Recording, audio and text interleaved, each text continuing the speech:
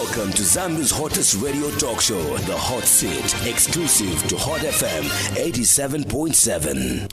Good morning and welcome to Tuesday's edition of The Hot Seat here on Hot 87.7. I'm your host, Chisha Mwambe. And on the show this morning, we're joined by LCK Freedom Foundation Executive Director, Linda Kasonde. Welcome to The Hot Seat. Thank you, Chisha. It's a pleasure to be here, and good morning to all the listeners out there. Thank you so much for joining us. Now, we're also live on the Kwitu FM, on Kwitu FM 93.3. That's our sister station. Also live on Kanele FM on 97.7 in Lundazi. Also live on the Hot FM Zambia Facebook page. Feel free to leave a comment, and we will bring it up here as the show goes on. Now, Linda, as we start the program, kindly highlight more on the LCK Freedom Foundation you're establishing to promote and defend human rights and the Constitution through strategic and public interest litigation. Tell us all about this. Yeah, well, I think there's still a lot of work to be done in the civic space around strategic and public interest litigation. And I think where this organization will be a bit different is we're really trying to make sure that it's locally funded. Not just because there is a shortage of donor funding in this country, but also because I think it's important that we take ownership of our own destiny. And I think this has been really highlighted by the change in U.S. policy for donor funding. I think it's time that we take a leaf of that and just really take charge of our own destiny. Okay, so how does that local funding model work exactly? Well, so for example, the launch event will be a fundraising event. It'll be on the 14th of November at Africa Works Agora Village. And so we'll be selling tickets to raise funding to do the strategic and public interest litigation. We'll also be getting pledges from individuals as well as organizations to help support the effort. Okay. All right. And if one wants to get more information about the LCK Freedom Foundation, where do they go? We'll be setting up a Facebook page and a LinkedIn page in the next couple of days. But in the meantime, my public page, Linda Kasonde, on Facebook and Twitter has information about the launch. And you can get more information at infodesk@lck.co.zm. Is this a one-man band, or do you have a team that you're working with? Well, it's a small team, but yes, I do have people working with me. We have a board, and we also have a couple of employees. Okay. Mm-hmm. Well, all the best with this endeavor. Thank you very much. All right, let's begin our conversation. And it's started with the constitution-making process that we're seeing now in the country. How would you describe it currently? Is it inclusive and transparent enough currently? In fact, I would use words to the opposite of that. It has not been inclusive. There's been no real participation of the citizens in terms of, in essence, first of all, coming up with the terms of reference that the people of the technical committee will be going around the country getting soliciting opinions on. And also, the process itself is flawed just in terms of how it was set up.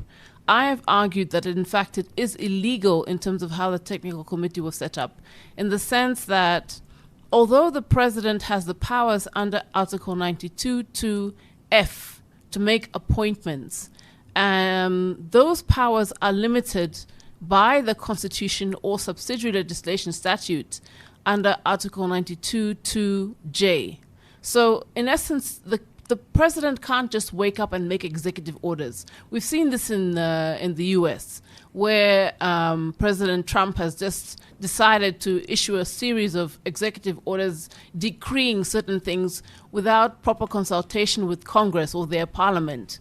And in the similar way in Zambia, there's no unlimited power of the president to exercise the functions under Article 92. They must be subject to provisions under the Constitution or a statute. For example, if the president woke up and decided to appoint the office of the first daughter, as in make his daughter an official office, that wouldn't be legal in our country. He doesn't have the power to do that. So I think I've heard arguments by others that my argument is flawed, but I certainly don't think so. And it's also illegal in the sense that the Constitutional Court judgment that decided that Bill 10 was unconstitutional basically said that it was unconstitutional because there wasn't sufficient consultation on how those the provisions of Bill 10 had been come up with, had been made rather. And we're seeing it again with this technical committee because there's no permission to the technical committee to consult broadly with the public as to what they want to see in the Constitution. It has been dictated to us what we should say, what we should talk about in terms of what we want to see as constitutional reforms. And those terms of reference specifically relate to the contents of Bill 7. So not only does it lack transparency, it's not democratic, it's not participative, and it actually goes against the Constitutional Court's judgment.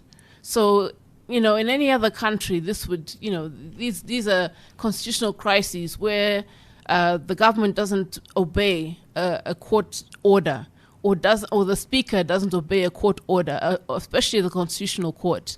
So the whole process is flawed right from the beginning. And we also have to mention that the time frame given to the technical committee to do this work is impossible. You can't effectively get consultation from the people in such a short period of time, 10 days. It's ridiculous. And, I've said on when initially it was announced that this technical committee would be set up, I actually said that the technical committee members should consider resigning if indeed the terms of reference go counter to what the people of Zambia want. And I think now that we've seen the terms of reference, I think they should strongly consider it, resigning that is, because this is not in the best interest of the country. It's not in the best interest of the people of Zambia. What's your response to Dr. O'Brien Kaba, who a credible person who's countered what you're saying, says whatever the president did and the provisions he used, he's basically on firm ground. What's your response to what he said? I know you've seen what he said. Yeah. What's your response to him? Excuse me. Well, people are free to have different opinions. And that's why, as lawyers, we interpret the law. And sometimes we have different interpretations. I may not have a doctorate, but I think that my opinion is very sound. And I know that others, such as Professor Lumina, Kefas Lumina, also support the position that I've taken. So we've just, we have to agree to disagree, because I'm not swayed by what he's saying, and he's not swayed by what I'm saying. He went on to cite the Anil Silungwe Committee under the late President Michael Sata, which operated under the constitutional executive authority similar to Article 92. So what's the difference between that and this situation here? Well, I would argue that it's exactly the same situation, and that had I been minded to do so at the time, I also would have pointed out that the government did not have the power to use those provisions to set up the technical committee as they did. So was it illegal back then as well? Yes, I would argue. There needs to be a legal framework under which these powers are exercised. So ideally, civil society have been calling for a specific statute to be created to protect the process and the content of constitution making. And that has been lacking in every single constitutional review commission and technical committee that we've had. And that has allowed the government to hijack the process and do what they want, to cherry pick what provisions to keep and what to remove once the report is finally tabled. But even back then in the technical committee, I've spoken to people who were on the 2011 technical committee, and even they have admitted that at the time there were calls for a legal framework to support the work that they were doing. So it's like I said, even if they didn't use a legal framework, I don't think that was the correct position. They should have had one. So are there any steps you take to protect the process, as you put it? Well, I think it's too late now. The process is underway. Ideally, like I said, there should be no constriction or constraint on what the people submit to any committee. In order to make effective consultations and have full participation of the Zambian people, you need to allow them sufficient time to go around the country and collect those views. And just as an example, the 2011 Technical Committee took over 2 years to do its work. And in fact, towards the end, they asked for an extension from the government because the time was not sufficient. So I don't know what magic this new technical committee is going to do to, go around the country in 10 days and submit a report in 1 month. It just looks like an impossible task to do it properly. Do you think the online provision that they're adding to this process will help with that? Well, Where people can submit online their thoughts on how this? many people have access to computers and smartphones? I mean, it restricts access. People should be allowed to come in person and present their views, because the majority of our people do not have access to such facilities.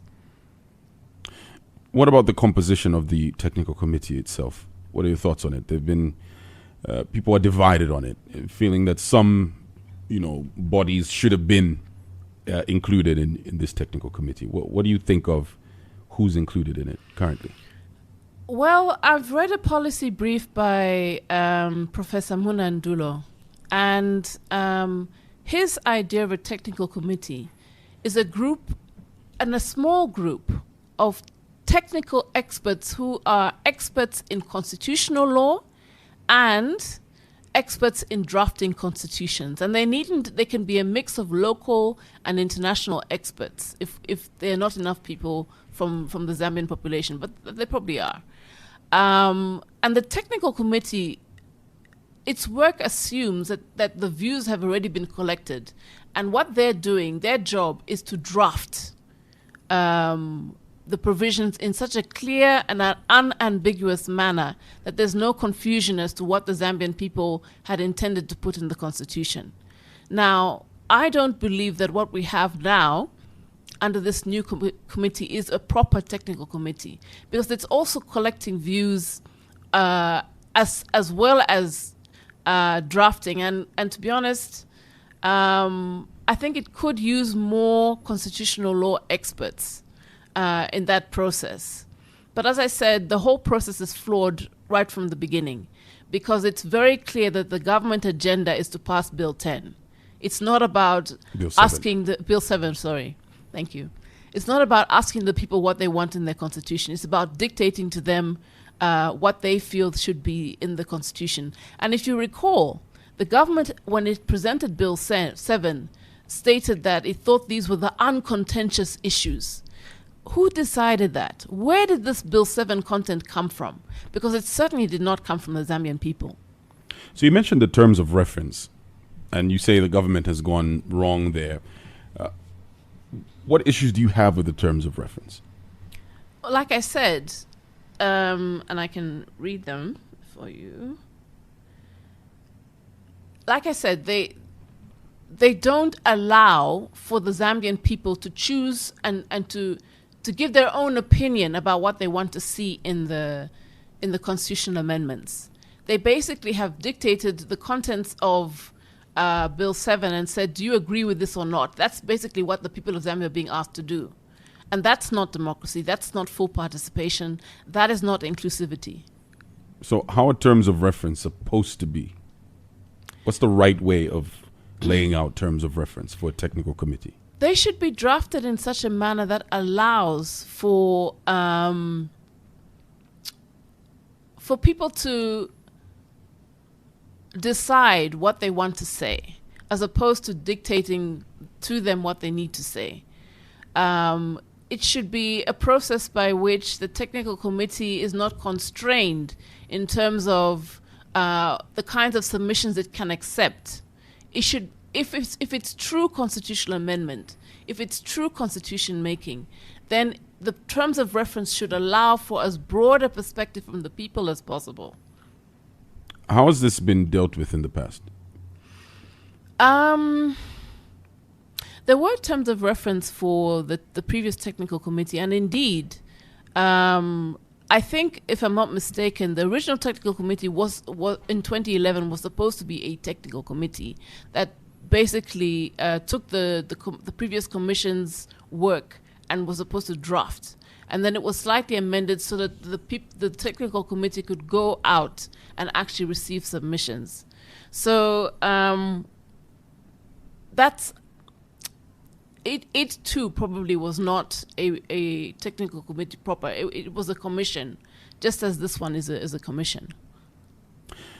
If you just tuned in, this is the Hot Seat here on Hot 87.7. Our guest is Linda Kasonde. She's LCK Freedom Foundation executive. If you have any comments, feel free to head over to our Facebook page.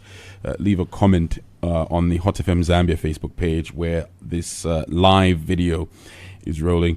Also, good morning to you if you're tuned in through Kwitu FM 93.3 and also Kanele FM on 97.7 in Lundazi.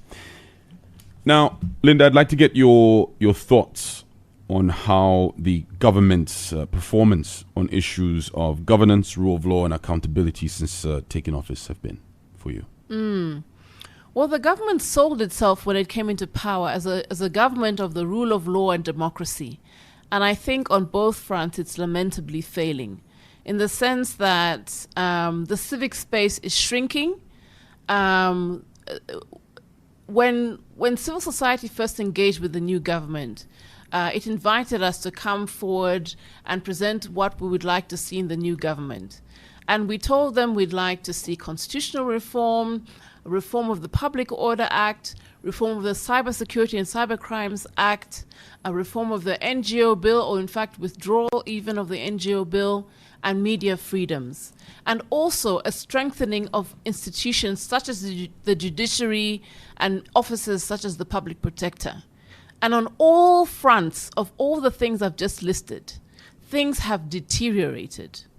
So the cybersecurity and cybercrimes law was not amended to make it more democratic or more in line with freedoms of expression and assembly as we had asked for. If anything, people are even more afraid to speak online now because they're afraid of being arrested for saying the wrong thing. That is not democracy. That is not a respect for human rights. The government hasn't reformed the Public Order Act, despite several calls for it to do so. There's been a draft public gatherings bill, which is gathering dust somewhere, which would have allowed people to assemble freely. But even under the current Public Order Act, the police are not permitting people to gather. Since 2021, I think I can count on one hand the number of public rallies that there have been by opposition parties, if any. And that is, again, not democracy. It is not respecting the right of freedom of assembly of the people of Zambia. People are afraid to gather in churches because they feel that they might be dispersed. Again, that is not a symbol of democracy. We've also seen attempts by the government to introduce an NGO Act which will constrain the activities of civil society. Again, civil society is a watchdog, it's a check on government. And so trying to pass laws that will effectively constrain the operations of civil society is, again, against democratic values and norms.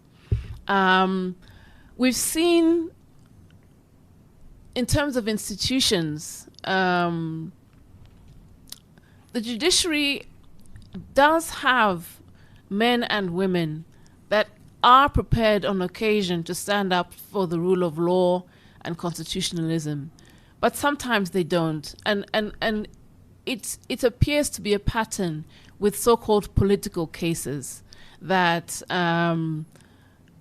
sometimes people are not prepared to do the right thing and to respect the spirit and the letter of the law. And that is a real shame, because as a citizenry, the judiciary is the last line of defense for us. Who will speak for us when our laws are being breached, when our rights are being trampled on, if we don't have someone in the courts to protect us? So that's also really been a challenge. And officers such as the public protector really need to be strengthened so that there's full accountability in terms of how the government runs. Right now, the powers of the public protector are very weak. And so there's less accountability on that front as well. We've also seen in terms of the judiciary how easy it is to remove judges without due process. How easy it is to appoint judges without a transparent process to make sure that we're getting the right people into that institution. And there have been calls from civil society for more stringent laws to be put in place to guide how these processes take place. And unfortunately, again, we're not seeing that. And on occasion, as we've seen with the constitutional ruling on the Bill 7, the government is even disobeying a constitutional court judgment. I mean, these are not signs of a healthy democracy. People should be able to express themselves freely, to gather freely, and to know that they're protected when they stand up for their human rights. You mentioned the public gatherings bill. Shouldn't the UPND government be given credit for moving that process forward and getting close to finalizing it? As they say, close but no cigar. I mean, we don't have it. Where is it? So they deserve no credit. No, I mean, when you actually do something, when it's actually passed, maybe then. But as at yet, it's still gathering dust somewhere. And then you also mentioned that people are afraid to speak. One would cite you as an example of someone who's free to speak. You speak freely. On your social media, same thing. Isn't that a contradiction as to when you describe the civil space as shrinking when you're able to speak freely? I speak freely because I have the conviction in what I'm saying, not because there are potentially no consequences for doing so. They might be, and other people have suffered consequences. You only have to think of people who are being prosecuted under the Cybercrimes and Security Act, cyber laws rather. So I speak because I think it's important, and because I think if people don't, then our civic space will continue to shrink. It's out of the necessity, not because it's easy or because it's without risk. Have you faced any consequences for speaking? I certainly have in the previous government, that's for sure. And I think one of the things that has disappointed us so much, people accuse civil society of always criticizing no matter who comes into office. But the problem is, once a government starts behaving badly, it gives permission to the next guy to say, oh, but after all, my friend did the same thing. Let me also do the same thing. So we're seeing a continuation of bad behavior from previous governments into current governments. For example, corruption. When, and this is anecdotally speaking, when President Rupiah Banda was in office, it was widely thought that we'd never seen that level of corruption. As an example, PF took it to another level.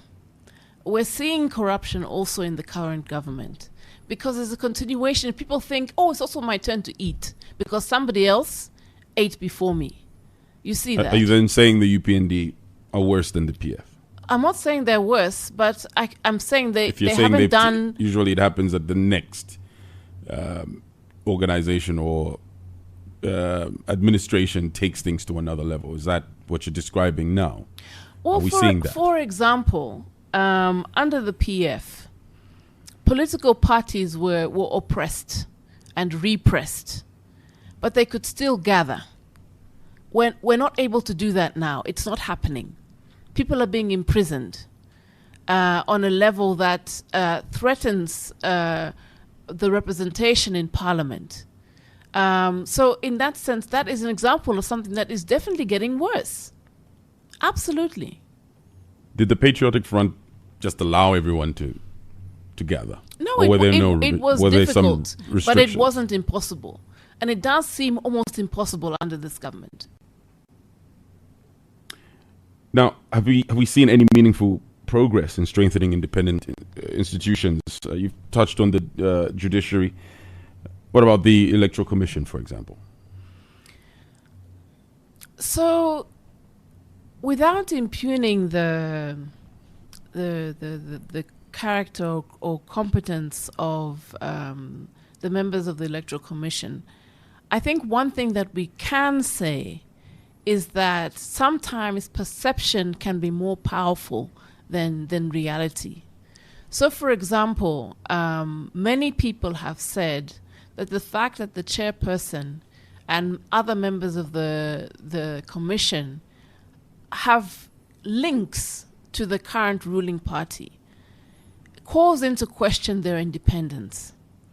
And whether it's actual independence or a perception is sometimes more important, because it gives confidence to the ordinary citizen that yes, this person will act on behalf of all Zambians and not just for a particular ruling party.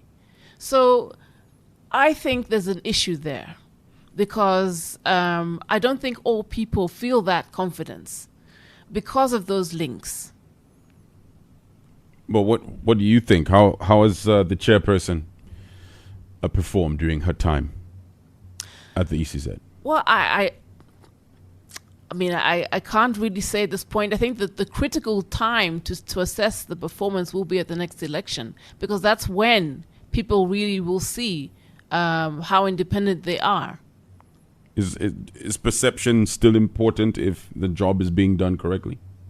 Perception is always important. It's critical, especially in politics. Because but can like it be secondary if the performance of said individual or institution is okay? If the performance is okay, is that enough? That's the problem. Will people perceive that it's okay or independent if they have this view that the person is biased? That's the problem that we always have with perception. Now, are there any other independent institutions that you would look at? In fact, I've even forgotten to mention the police as an institution that is not doing well. What are the issues there? Unfortunately, they are tasked with the job of administrating public gatherings, and it is at that level that the permission is not being granted, that people are being restricted from doing their jobs. And we've also seen a number of innocent people being shot by the police on various occasions. I think that is an office, that is an institution that could do a lot better. I think people do not feel safe, or that they're acting without fear or favor. Is that a recent statement when you say police are shooting innocent people? We've seen these stories in the media of innocent bystanders or other people being shot, by trigger-happy cops, or by police suspects being killed, again, by trigger-happy cops. And, I'm very sure that there are good men and women in uniform. But overall, people need to feel that the police have their best interests at heart. And again, there's a perception that that's not the case, that they're not independent. Now, with the police, it seems to be, an institution that is always in the conversation when it comes to civil liberties. How do you set them free? Because there's always the perception, speaking of perception, that there's a ventriloquist who's pulling strings somewhere. How do you set them free? Well, I think the signal needs to start right at the top. It is true that sometimes public officers act in a way that they feel will please a higher power, even without that higher power's permission. But it's the job of the people at the top to send the signal that they should be acting impartially and that they shouldn't be favoring anybody in the performance of their duties. And I think we're missing that signal. So how do we just etch it into our systems? Is there a way to make it a systematic thing where it doesn't matter who's in office, there's just a system that protects their independence? Well, I mean, again, we've talked about the reform of the Public Order Act. That's a law that could definitely use reform to make it more clear that the job of the police is to facilitate public gatherings rather than to regulate whether they take place or not. That's a very good place to start. But you can't say regardless of whoever's in office, because it is incumbent on the appointing authority to appoint somebody who is competent and who is independent and above reproach, and somebody who's not necessarily aligned in any way. And I think that successive governments sometimes fail in that regard. Now, since we're talking governance reforms, are there any that are more urgent ahead of the 2026 elections? All the ones that I mentioned: the Public Order Act, the Cybersecurity and Cybercrimes Act has been amended, but unfortunately is equally repressive as the previous one. It would be great to see that one amended again to make it more in line with the right to freedom of expression, freedom of the media, freedom of conscience, because people shouldn't be afraid to speak out. It would also be great to see the NGO Act repealed, because I think we have sufficient laws in place to regulate how NGOs operate in this country. So personally, that's a law that I think shouldn't be on our books. You've mentioned the NGO bill, I think 3 times now. Mm-hmm. What specifically is in that bill that you don't agree with? Are there any good provisions? Or is this a case of some good provisions and then there's some bad provisions that are probably in there that you don't agree with, but would probably agree with some of the other ones in there? Well, let me just say that the purpose of the NGO bill is to ensure, well, this is the stated intent, is to ensure that NGOs, when engaging with the public or acting on behalf of the public, do not engage in acts of, for example, financial money laundering, anti-terrorism and things like that. Excuse me. But because we've been told that Zambia needs to comply with international regulations on financial, what is this? FATF. On international financing. Sorry, I forget the term. But we're seeing that excuse being used to control NGOs in various countries. For example, in Zimbabwe, the PVO Act effectively by making NGOs having to register, it means that the government has control as to whether they exist or not, or how far they can exercise their mandate, and that shouldn't be necessary, because so long as they're acting within other laws, then why is it necessary to specifically regulate NGOs in a way that other organizations, such as companies under the PACRA or societies under the Societies Act, why can't they just be governed by those rules? Why is there need for special provision for NGOs? I don't see the point. All right, this is the hot seat here on Hot 87.7. Our guest is LCK Freedom Foundation Executive Director Linda Kasonde. Let's talk about the voter registration exercise. It's recently raised concerns among some stakeholders over the lack of sensitization and time frame. And the Electoral Commission of Zambia says it's too early to call for an extension of the ongoing mass voter registration exercise that they're running. What do you think of all this?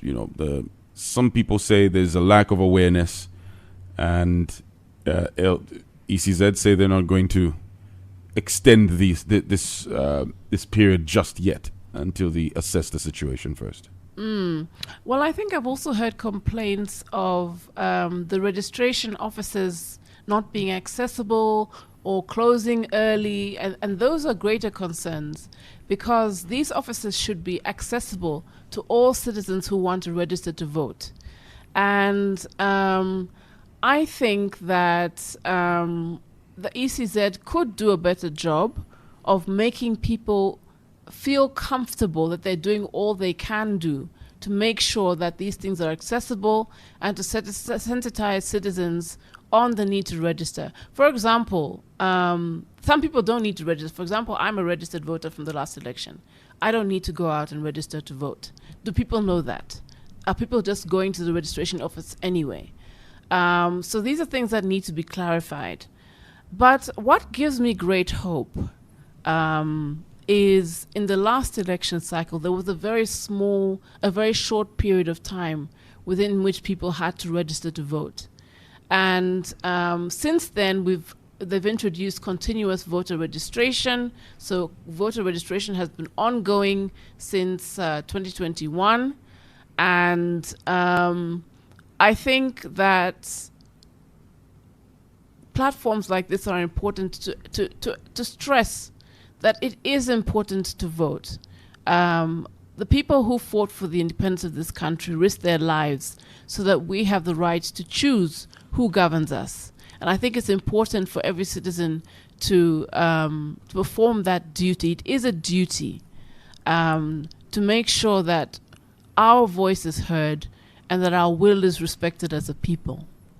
Now, what legal safeguards should be in place to ensure no eligible voter is disenfranchised?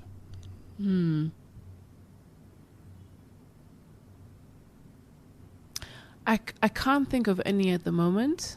No, I can't think of any at the moment. Okay. Now, we talked about perception earlier, well, not too long ago, when it comes to the Electoral Commission of Zambia. Do you think they can sufficiently conduct credible elections in 2026? Well, as they say, the proof of the pudding is in the eating. Let's see how the election goes. But like I said, perception is so important, because will the opposition, for example, feel comfortable raising complaints to this body which they perceive to be biased? And will those complaints be dealt with swiftly and effectively and in an independent manner? Well, those are all things that remain to be seen. Okay. Now let's talk about the political environment in the country today. You spoke about the, Public Order Act, or the Public Gatherings Bill, collecting dust, as you put it, and just the conduct of the police. Just to crystallize that, is there enough space for opposition parties to operate freely in this political environment currently? Well, not only are opposition political parties not allowed to gather, they're also being imprisoned at an alarming rate. Excuse me. So I think that the people who govern us need to appreciate that democracy is hard. It is hard. And sometimes you go into government with the best of intentions, but people are criticizing you, they're throwing stones, they're insulting you, and there's a temptation to say, let's remove all these distractions so that we can focus on our work. That is not democracy. Democracy allows all those voices, all that criticism, because it enriches the debate around issues that are important to Zambians. And if you cut off all those voices, you'll remain in silence and you won't be able to know what's happening on the ground, which is a very dangerous place for a politician to be. because you are acting on behalf of all the people in Zambia. And if you can't hear their voice, you won't know what the people of Zambia want. Or maybe they'll even be too scared to tell you. And we all know the story of the emperor with no clothes, who went around town naked because people told him he was dressed very nicely. These are real dangers. So it's incumbent on all our leaders to be Democrats, to allow democracy to thrive, to allow freedom of expression, freedom of assembly, freedom of conscience, all the rights and freedoms under our Constitution. Because that is an oath that every public officer takes when they come into office, to uphold and defend the Constitution of Zambia, whether it is convenient or not. And that is something that I think a lot of politicians do not appreciate. Well, the UPND may come out and say they'll probably come out and ask the question, how have the opposition behaved themselves? How have they been conducting themselves, rather? Is it not justified, some of the people who've been locked up, for example, some of the things that they've said, they've been tribalistic sentiments that have been thrown around that are negative. What about that? Is that a sign of a shrinking democratic space, or is it just justice taking course? There is an argument to be made, particularly against hate speech, which I think is a terrible cancer in our country, particularly as we have such a diverse population. But again, back to perception. There needs to be a perception that justice is applied fairly and that due process has been followed in each and every case. It shouldn't be seen to be harsher on one person than the other. And also, we know that even in this government, there are people who are not angels. And somehow we're not seeing them answerable to the law. Are there any examples of that? There are examples. Would you care to share? Because for example, there was that gold scandal of the plane that was found at the airport with gold. I don't think anybody has answered for that scandal up to now, as far as I'm aware. I could be wrong, but I don't think so. That's a huge, indicator of corruption. How is that being handled? And then, people have alleged that Maria Zalumis is not being handled, the same way as an ordinary citizen would be. We don't know, but I think these are things that people should look into. With the gold scandal, there was a whole court process that was followed. And were there convictions? Well, you have to go down and look at all the details. Indeed. But some people were released. I think there's still some people still getting arrested over that situation. But we'll leave that there. When you talk about the Maria Zalumis situation, is this to do with the case of the young boy that lost his life at the farm? Correct. Is this what you're talking about? That's what I'm talking about. So that was reduced to manslaughter from murder. What's the problem with that there? Well, I think maybe not so much with that, but it took some time, first of all, for any arrests to be made. Why was that? Police will say they were conducting investigations. Of course. There's always arguments to be made, but I think most importantly, like I said, perceptions, particularly in cases that might look like there's some influence, should be treated in such a way that it's transparent and accountable for everybody. And then let's talk about the relationship between the government and the opposition, and specifically in terms of promoting democratic dialogue.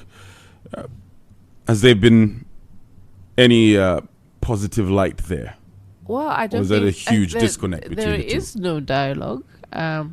The opposition are either caught up in court cases or are not being allowed to gather, as I mentioned earlier.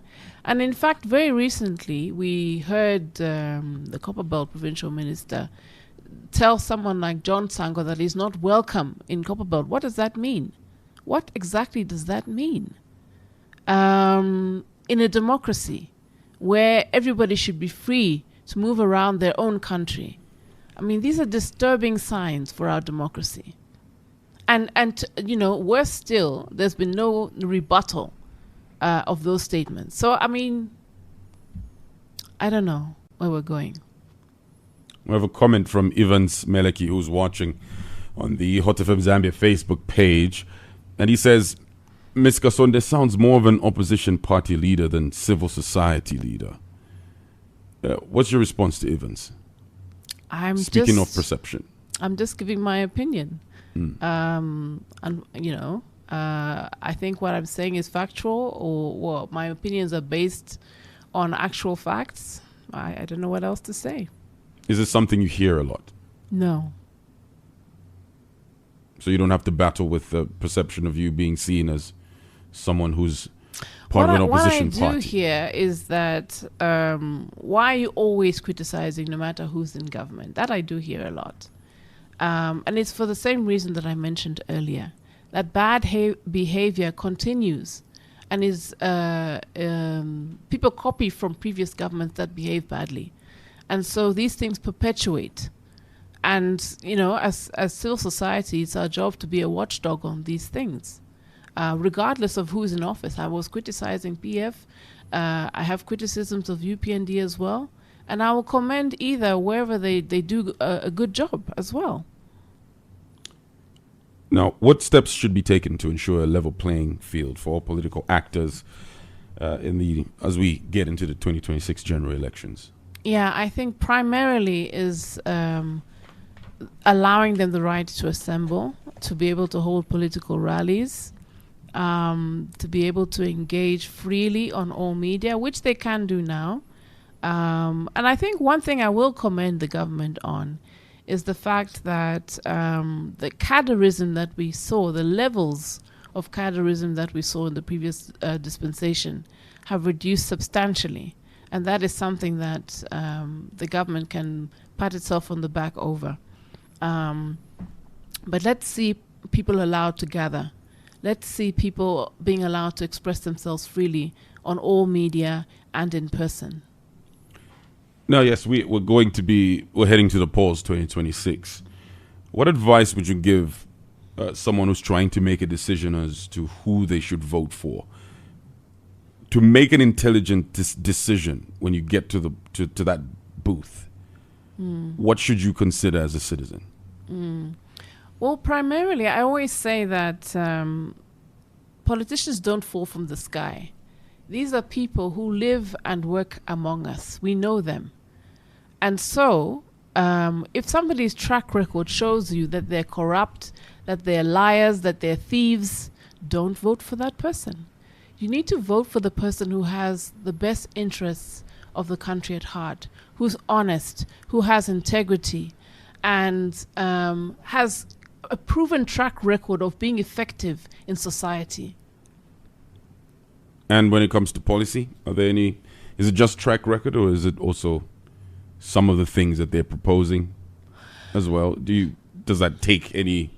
Oh, absolutely, absolutely. Unfortunately, we don't see a lot of policy discussion in our country on all sides, and it's unfortunate. I think that a lot more politicians could do better by fully engaging us on their manifestos and how they intend to implement those manifestos in reality. I think one of my favorite sayings is by a former speaker of the U.S. Congress, and he said, "It's easier to run for office than it is to run the office." And people also need to assess themselves as to whether or not they're fit for office themselves before they even put themselves out there. So have you got the right intentions?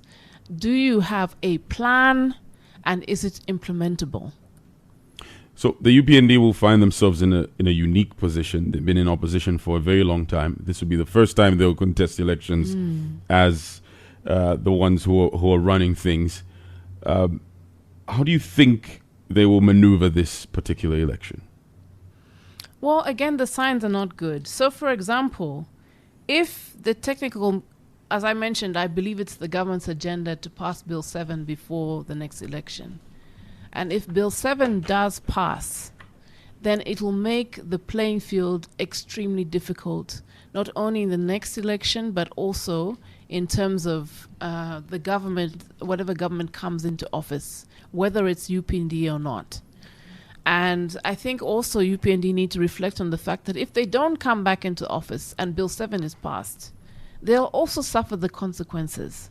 And so it's important that when we go about making amendments to the Constitution, we shouldn't do it in a bid to fix our opponent or to make it easier for us to get back into office. We should think about the greater good and the will of the people. So what exactly in those terms of reference would give them an advantage? So, for example, this increasing the number of MPs, if the ruling, we've seen a pattern where most likely the party that leads the election has the most number of seats. So if you have more seats, you're more likely to have an inbuilt majority, and more likely it's easier to get a 2/3 majority, which you need to be able to change anything in the Constitution. And once you have that, you can do anything, and we would be on the path to dictatorship. That's as simple as that. Is that connected to the delimitation argument that people are putting out there? It's connected to delimitation. It's connected to increasing the number of MPs. It's connected to the provision that says that if an elected MP, if there's a vacancy, then the political party can appoint who takes up the vacancy. The whole thing.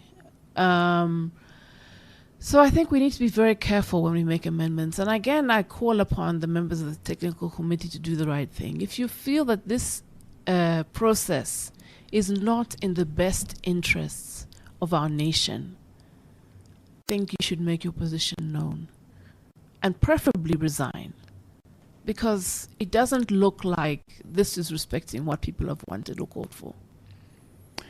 Well, let's involve the people. Give us a call now, 0974-870-877.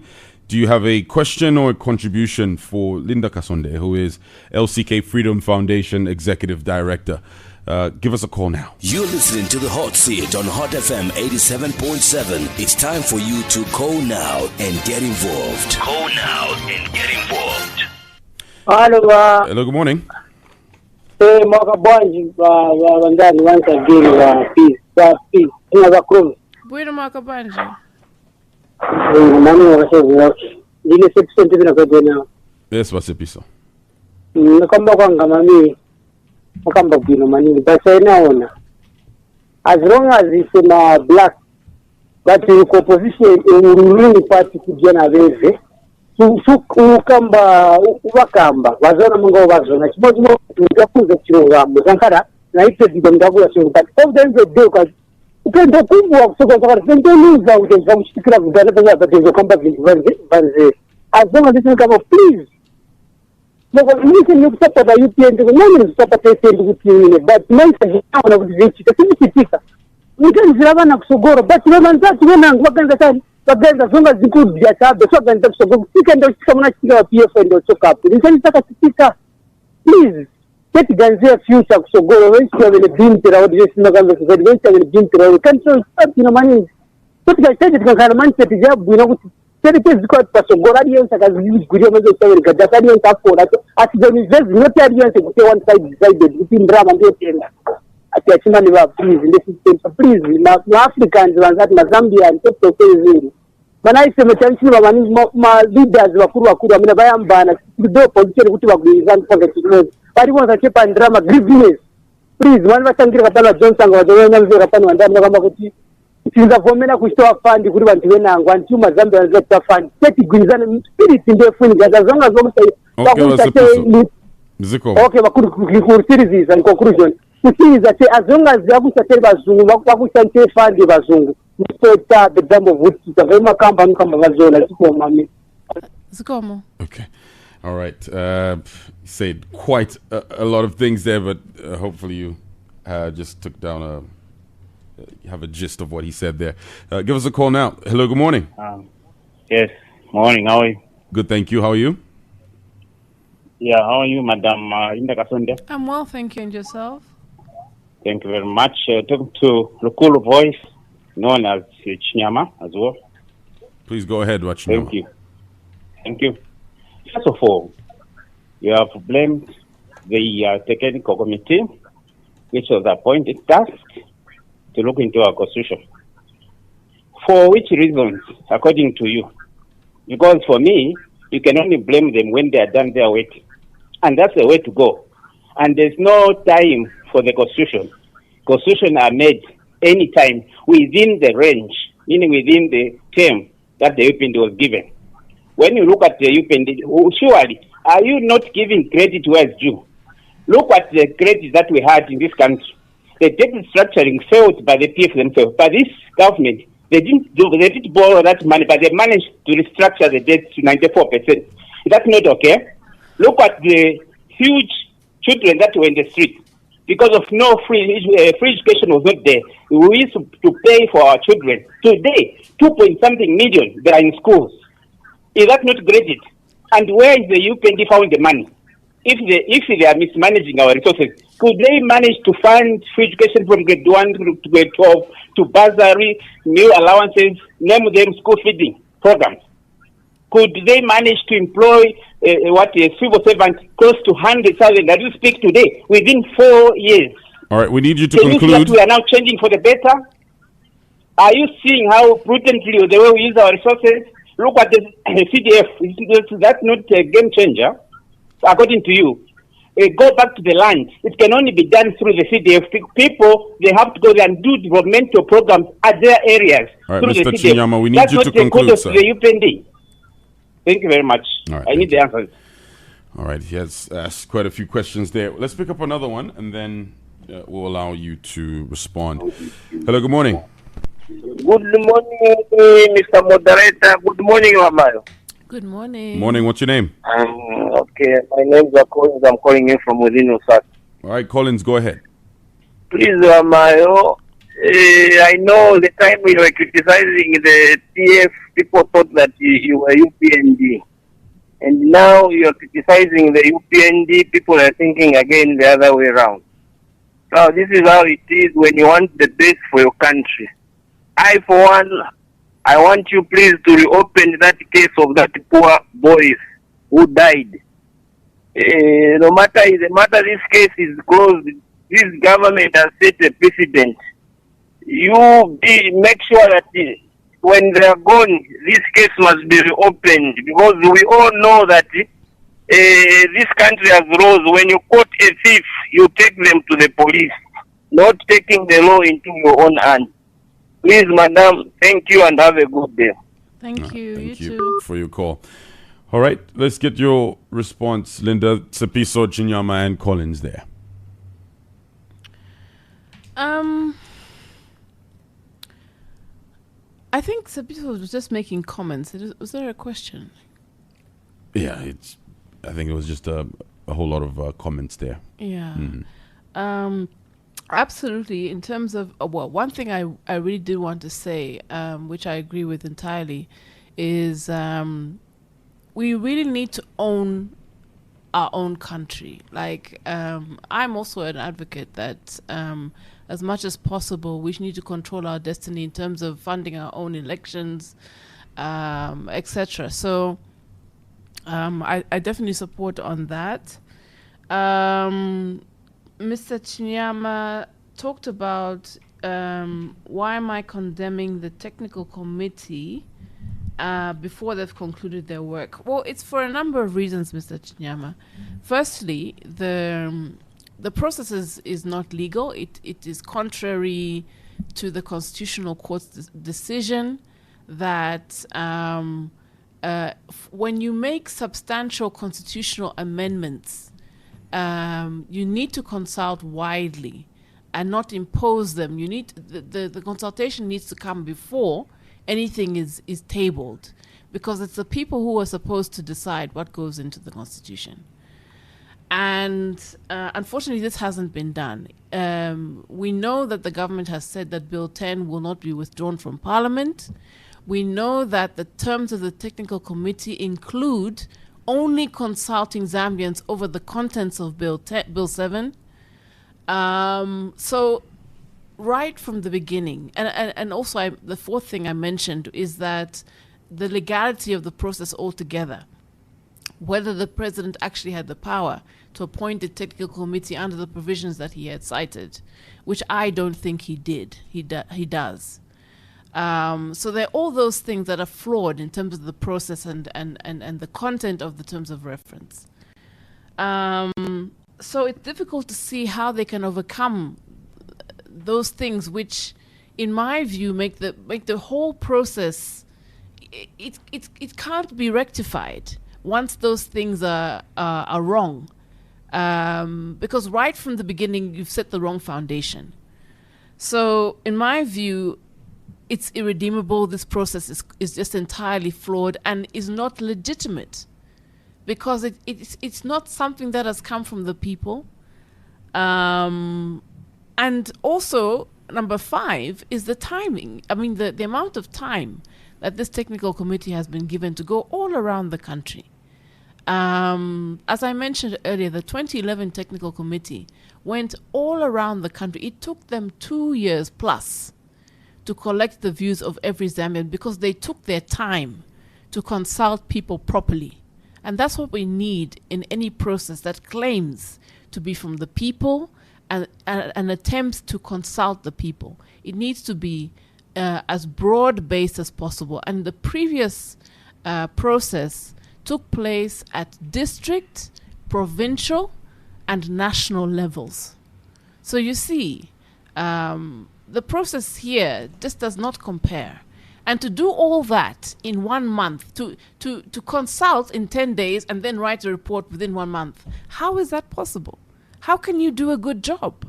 Somebody help me make it make sense. I'm not saying that there's nothing good that the UPND has done. I agree that the increase of the CDF has been a very welcome introduction. However, I do think, even the Auditor General's report has said that it's not being distributed properly. So that's something that should be fixed. But it's definitely a welcome idea and could be game-changing, particularly for rural areas. So we just need to tweak it so that the system is fair and that everyone has access to those resources that needs it. I guess with Chinyama, it's just also that perception that it's just criticizing all the time and there's no highlighting of the good things that the UPND are doing. Well, back to perception, isn't it? I guess so, maybe. But I think my job is also not to be a praise singer. I point out where there are challenges so that those challenges can be looked into. And I do so irrespective of which government it is. So I think in that sense that I've been fair across the board. So I don't think that, maybe I could have commended them on the CDF. I'm not sure if I did. Also good that free education is there.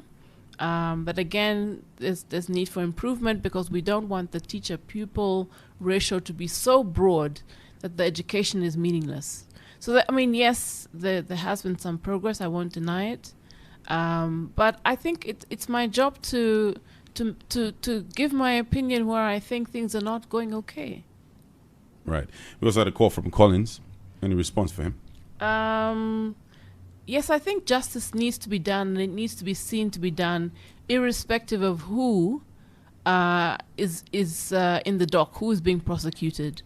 And we just hope that the powers that be ensure that the processes are followed and that the case is satisfactorily resolved. Okay. Well, let's pick up some more calls. We'd love to hear from you. We have Linda Kasonde. She is LCK Freedom Foundation Executive Director.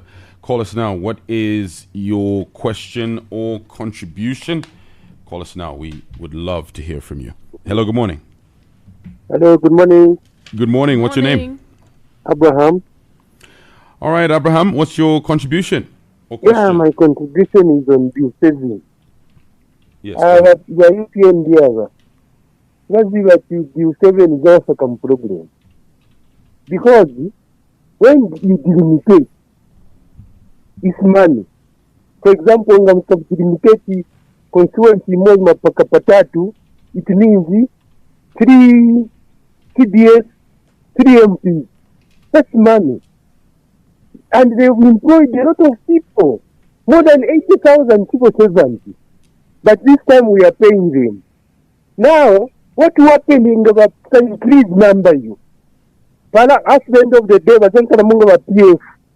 But PF, they did a lot of things at the same time. As a result, Manjambo cancelling and a new allowance. New allowance cancelled. Why? They are doing a lot of things at the same time. Me, I support UPND, but I'm not supporting it because there's a problem. But that's just a good in Daram. You have for some MP. You have a limitation.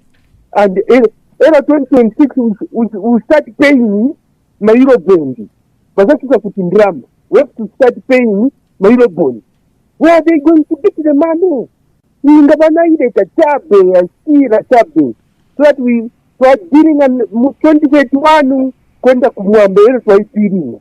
Not at this time. Wazankala munga muyuniti, basipo sema nchipenzo follow up tupateni tawala fola. Why? Ndalama. Thank you very much. All right, Abraham, thanks for your call. 0974-870-877. Your question or contribution, very much welcome. Call us now. Hello, good morning. Yes, good morning. Good morning. We're good, thank you. How are you? Me, I'm okay. All right, what's your name? Nashmagi, Brother Morgan. Yeah. Brother Morgan, go ahead, please. In our culture, good morning, everybody. Good morning, the listeners. Good morning. So, for us, is the only point is that each political party form government bring the constitution. We have still many constitution which is dormant, and many constitution which we have which is dormant. It's just if we want to have a constitution which can help us, we take it to the parliament, which the lawmakers to be enacted. Now, the point what I want to say that we took a long time ago to amend this constitution. Since in MMD in 1996, we saw that any presidential candidate shall be a true Zambian. Mother, father must be a Zambian. I know that in 1996 they wanted to hinder Dr. Kaunda because the other parents come from Malawi. And also in PF we saw that Michael Sata brought Simon Kabanda. He not signed a constitution that started. And after that, suddenly he died. And we saw Edgar Lungu signed that constitution now. Today is talking about landing and that in 2016. And in 2010 they brought BSN, which held in parliament. Now UPN is bringing B7. We want more women in parliament. We want more youth in parliament. We don't want youth to be used as the tools of violence. We want to bring all right, Brother Morgan, we need you to conclude, please. Governance issues. So the point what I want to say here to clear before I go, in this constitution bill 7, there is any problem. If there is a problem, which problem? Point the problem. If there is an issue which is good, point issue which is good. Don't just concise everything. I thank you. All right, thank you for your call. Let's pick up another one and then we'll allow Linda to respond. 0974-870-877. What is your question or contribution? This is the hot seat here on Hot 87.7. Hello, good morning. Good morning, Daisy. Good morning. What's your name? Linda Kasonde, good morning. Good morning. How are you? Fine, and how are you? I'm well, thank you. Yeah, mukamba na chimwene mtonga. Okay. Known as the wounded buffalo. Kulingana na mwa kambira tamvera Linda Kasonde. Question yanga. Kulimwe.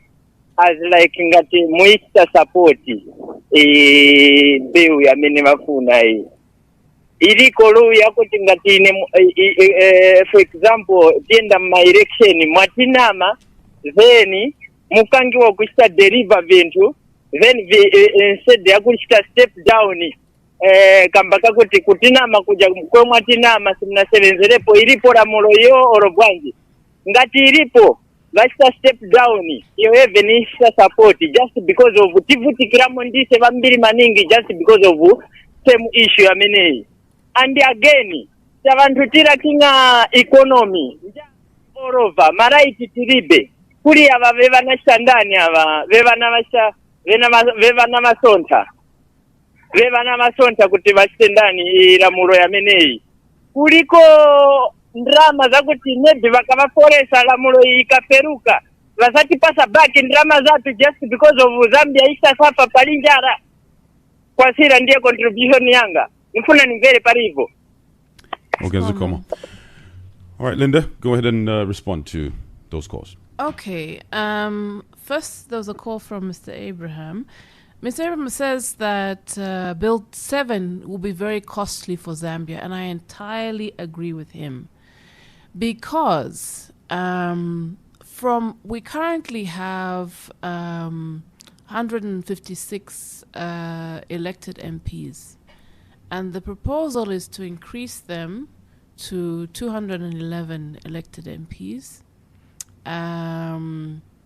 That's correct. And then an additional 20 seats for women, an additional 10 for youth, and 3 for disabled persons. Which in total is about 90 MPs. Currently, the lowest paid MP in Parliament gets above 1 million kwacha. As a salary, if you like, per annum. And on top of that, they've got a constituency fund that they also paid, which is also about 1 million.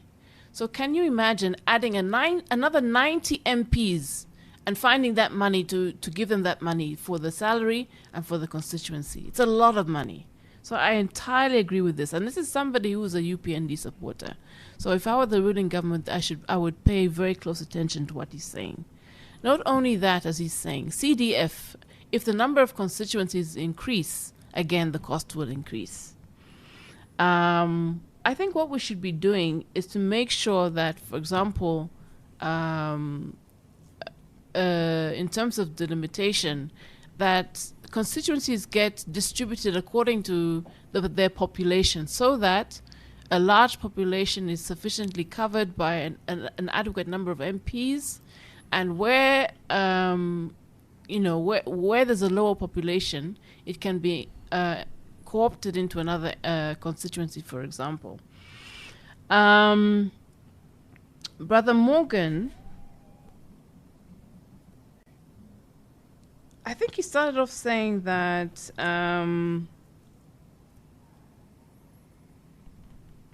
some of the provisions of the Constitution haven't been implemented. Is it something like that? He referred to some constitutional reforms that were formulated to target certain individuals. It's something that he touched on. Absolutely. For example, the presidential clause with President Kaunda. Absolutely. And I think that this is another example, Bill 7 is another example of trying to make sure that you have an advantage when you're in power. And so he also asked what are the problems with Bill 7.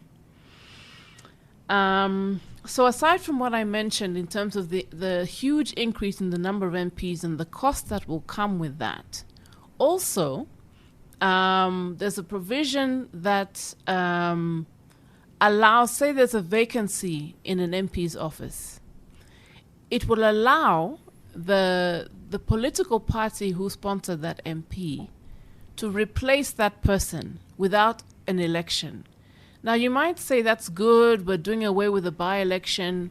But say, for example, you have a very prominent MP who's an activist, and he's fighting for his constituents with all his might, but the party don't like him. Okay? They can remove that person and put somebody else who is not elected by the constituency. And that creates problems because that defeats the aims of democracy. There's also a provision that will reduce the qualifications of the secretary to the cabinet. And also that provision on removing and replacing MPs is also applicable to mayors and councillors. So somebody who's democratically elected can be replaced by somebody who's just chosen by the party. So then you're not being represented by the person you want. Also, the positive of that's been put on the table is that means you don't have a by-election, so you're saving money. Yes, as I said, I did say that, but I also said that it defeats the aims of democracy because it means that the party can just impose who they want to represent you. Mm-hmm. There is also a provision.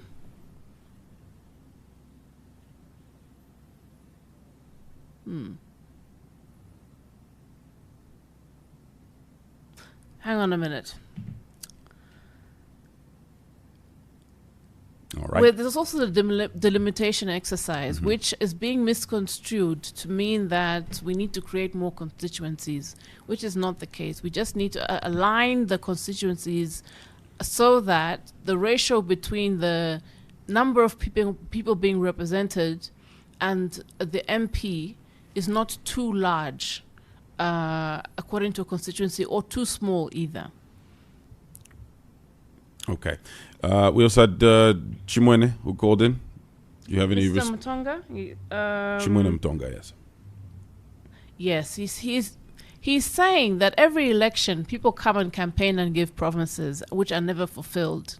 Is there anything that we can do about that? I wish there really was a law to challenge that. In some countries, if your MP is not representing you well, you can actually call them back from parliament because they're not performing. But unfortunately, we don't have that here in Zambia. But absolutely, currently the only way to punish our representatives who do not perform is to vote them out. And so again, as I mentioned earlier, with regards to the importance of registering to vote and of voting itself, please make sure you choose wisely. Okay. We have a comment from our Facebook page here on our live. Frank Sichone asks, if this government offers you a job, will you take it? If the answer is yes, will you continue speaking the way you're speaking? Pilato has proved otherwise. He has gone mute. What's your response? No, I have no intention of taking up a job in this government. But in fairness to Pilato, when you're in government, you can't act like a critic of government, because there's an element of collective responsibility. And also, not to mention, Pilato is a technocrat. He's a PS rather than a minister, a politician. But in short, no, I would not take a job in this government. Okay. Give us a call, 0974-870-877. Your contribution. Call us now. Hello, good morning. Good morning, Linda Kasonde. Good morning. This is Dr. Proud. Hi, Dr. Proud. How are you today? You needed to be the people. And for example, when Dr. Proud, your line is not too clear. Just to come open Sorry, you have to call us back. Your line is not too clear.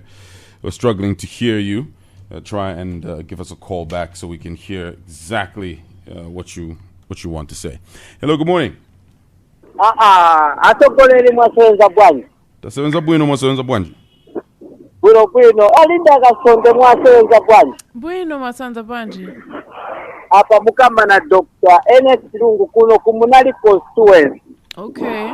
Amai pati kambe pa ma voters page amene vapasa amene tazika kuno bwino.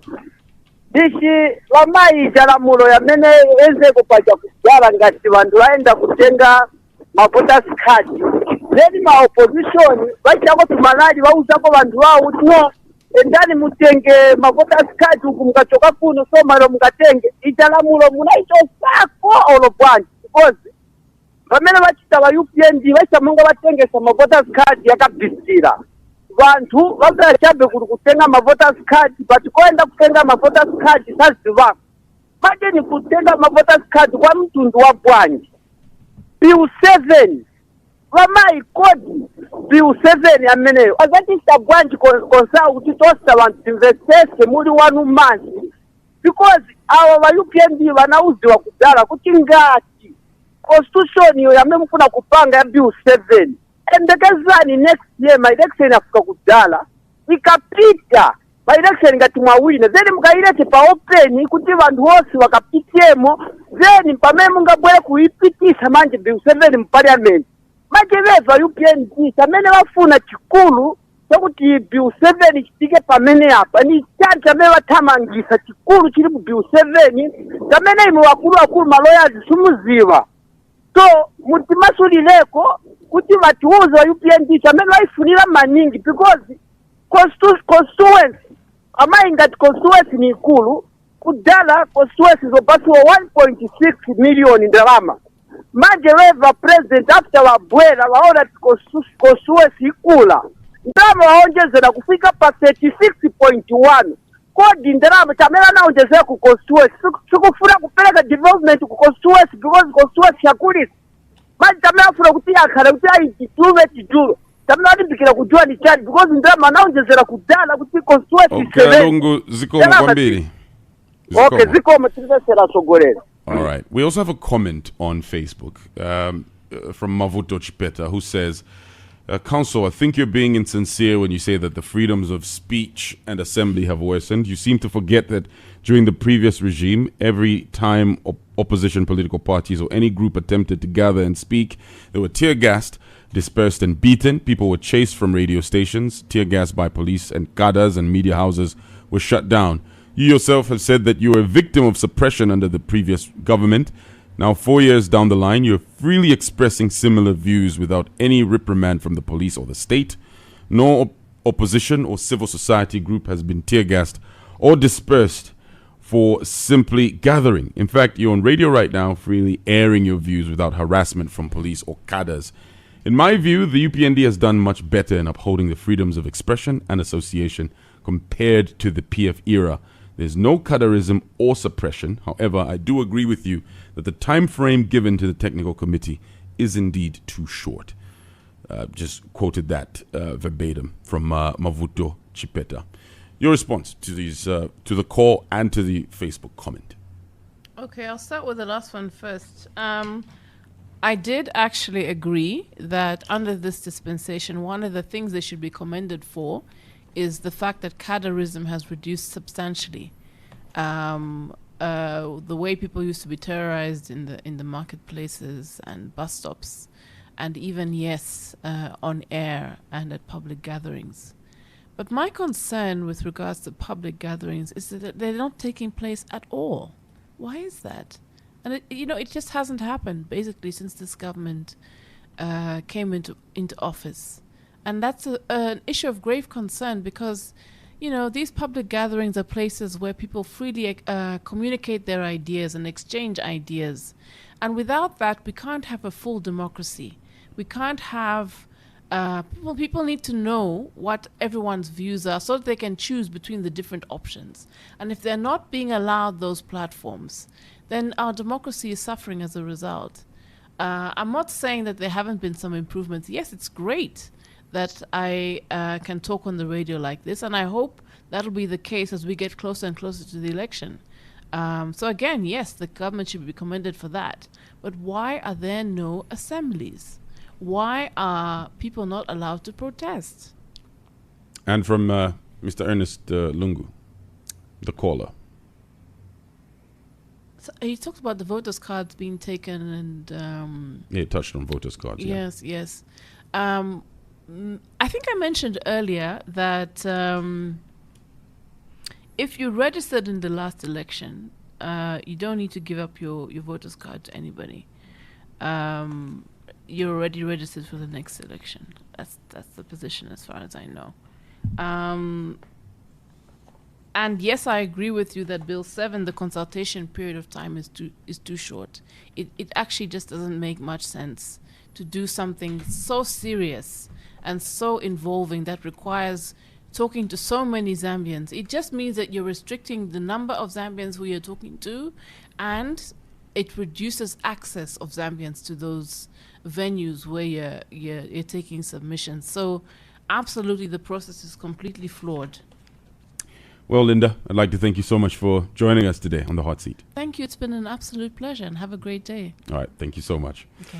All right. We've been speaking to Linda Kasonde. She is the executive director of LCK Freedom Foundation. Thank you so much for listening to the hot seat here on Hot 87.7. Also on Quit to FM 93.3 if you're listening through that medium. Thank you so much for tuning in. Also on Caneli FM 97.7. Thanks a lot for your comments and views on the Hot FM Zambia Facebook page. I've been your host, Chisha Mubambe. Thank you so much. Look out for the next edition of the Hot Seat happening on Thursday with my colleague Peter Zulu. Stay tuned to Hot 87.7. The station that speaks your mind. No filters, no fakes, just pure fire with top tier presenters. Hot FM at 20. The heat is on.